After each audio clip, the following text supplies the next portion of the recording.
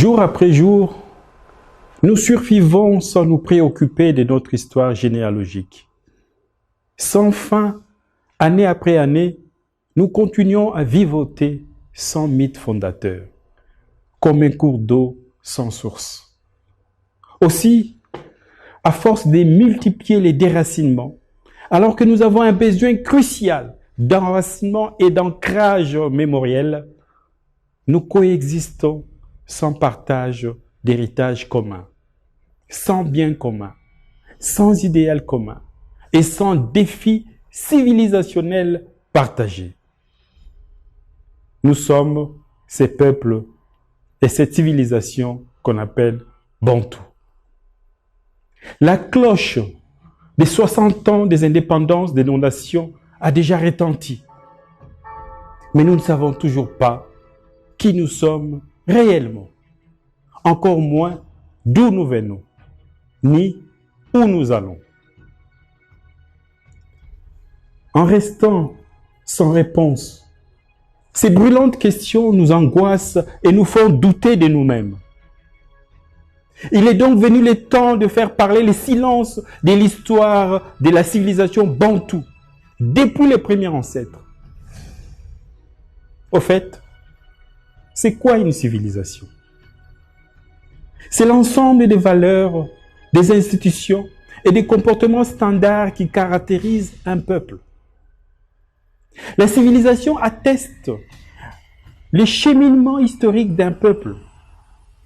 La civilisation consacre la conscience que ce peuple a de son passé et enfin révèle sa passion au devoir d'enrichir ce qui a été et ce qui est, que ces legs soient matériels ou immatériels. C'est dire que la civilisation désigne l'impérieuse nécessité de la transmission continue à partir d'un événement fondateur. C'est-à-dire à partir d'un événement ayant réussi à bâtir une tradition dans laquelle tout un peuple s'est enfermé sans jamais la quitter. Une tradition qui lui aura permis de ne guère défaillir en tant que communauté de destin, société structurée et peuple organisé pour ne jamais succomber à la mésestime de soi, quelle que soit la cruauté des aléas de l'histoire. Hélas, à l'orée de ces troisième millénaires, nos sociétés bantoues apparaissent comme étant en diffusion totale avec l'histoire de nos origines. Conséquence, les républiques bantoues végètent sans but civilisationnel. Les gouvernements ne servent à rien. Les lois sont votées pour rien. Les constitutions existent en vain. La démocratie et les élections ne changent rien. Les sociétés bantoues sont toutes ou presque au bord de l'abîme. Rien n'arrête nos pleurs. Rien n'étanche nos soifs. Rien n'apaise nos faims.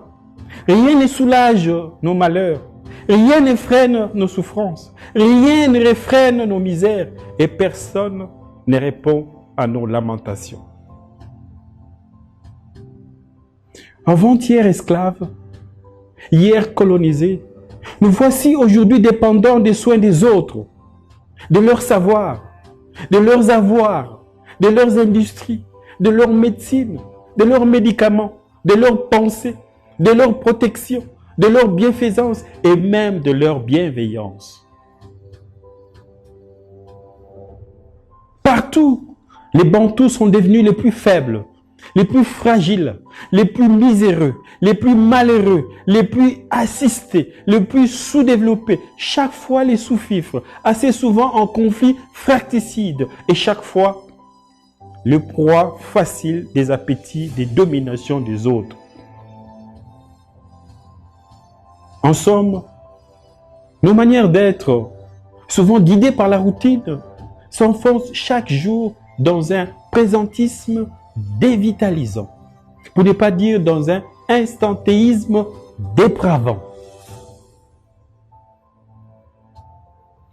Les propres de l'homme étant de s'interroger sur son point de départ, la piste inespérée du grand sursaut régénérateur bantou est l'obligation que nous nous imposerons à nous-mêmes de rétablir la continuité de notre histoire en transcendant les différentes traites négrières et les diverses colonisations qui ont été, il est vrai, des graves accidents ayant déréglé les cours de notre histoire généalogique. N'en doutons pas, l'homme est un arbre comme tous les autres. Couper ses racines, il se dérègle, se dégénère et meurt. Il nous faut par conséquent faire sauter cette chape de plomb qui pèse encore sur nos mentalités et qui nous empêche d'enclencher une véritable réflexion stratégique sur notre passé immémorial.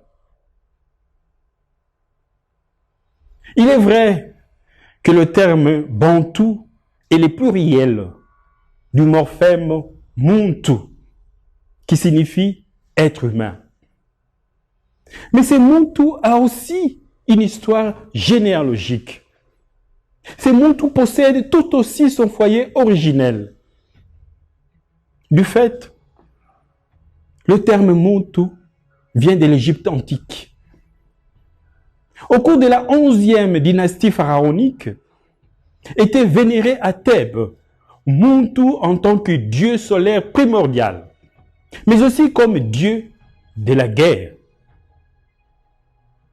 Il portait les titres de grand dieu, de roi de dieux, de seigneur de Thèbes, aujourd'hui Luxor, et de protecteur de la région thébaine contre Apep.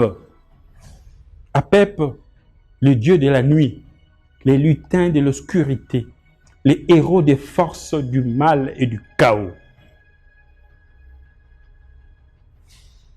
Lors de la plus grande période de gloire et de prospérité de l'Égypte antique, rayonnant alors en première grande puissance régionale, aussi bien sur le Proche-Orient que sur l'Asie, Ramsès II, les pharaons de la 19e dynastie, qui régnait en ce moment-là vers 1314 avant Jésus-Christ, 60 ans après le règne d'Akhenaton, s'est proclamé lui-même à Muntu, c'est-à-dire fils de Muntu. Mieux, les 4 souverains de la 11e dynastie qui ont régné sur Thèbes entre 2055 et 1650 avant Jésus-Christ portaient le nom de Muntu Hotep, qui à l'époque signifiait Muntu est satisfait. Ce passé nous constitue. Ce passé est notre code génétique.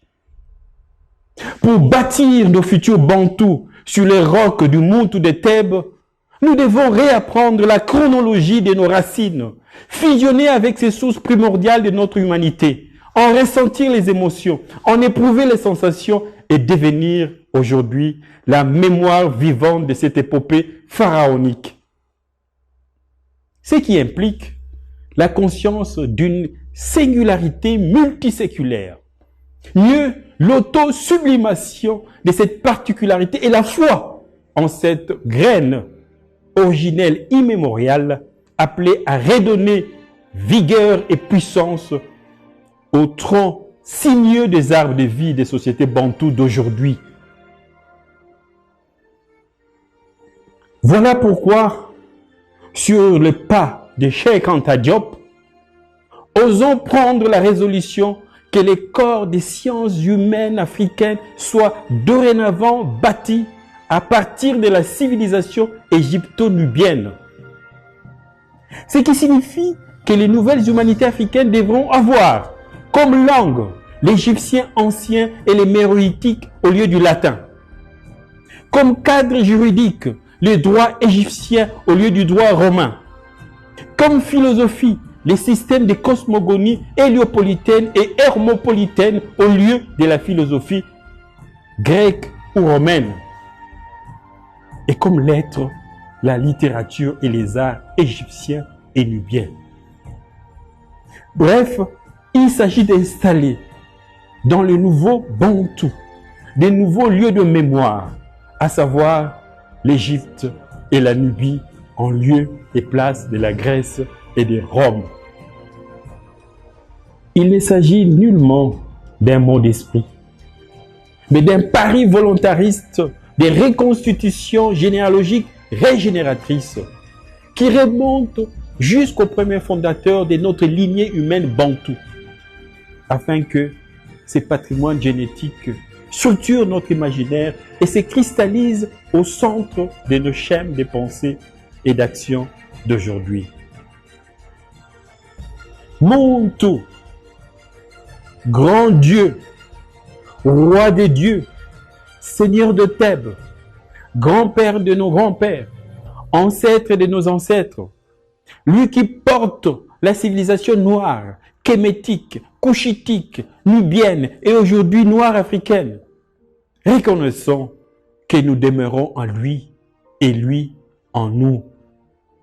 Louons-le pour qu'il nous donne les privilèges de reproduire son grand esprit si éblouissant. Rendons-lui hommage sous les titres de notre illustre premier ancêtre, afin que, avec son concours, nous puissions réveiller nos puissances cognitives qui piaffent d'impatience au fond de nos âmes.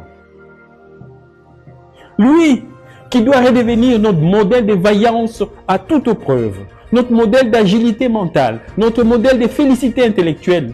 Faisons son éloge en conscience que nous sommes une part insécable de la grandeur qui l'a caractérisé jadis.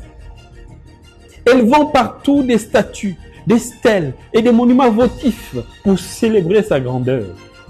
Donnons son nom à nos boulevards, à nos places et à nos villes.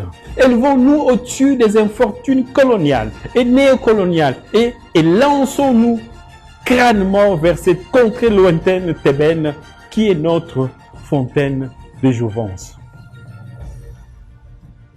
Implorons notre premier ancêtre Montou pour que les prodiges et les hauts faits de la genèse de notre civilisation, à Thèbes, à Méroé, à Napata, dans la Nubie, se réinstallent en nous comme un grand feu.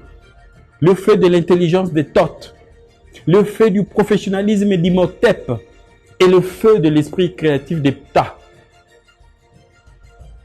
Sondez-les, commençons à psalmodier les noms de Montou de Thèbes, pour que son souvenir fasse réjaillir en nos cœurs, en nos esprits, en nos consciences, la vive flamme de l'ingéniosité, de la clairvoyance, du savoir-être, du savoir-faire et de la compétence en toutes choses.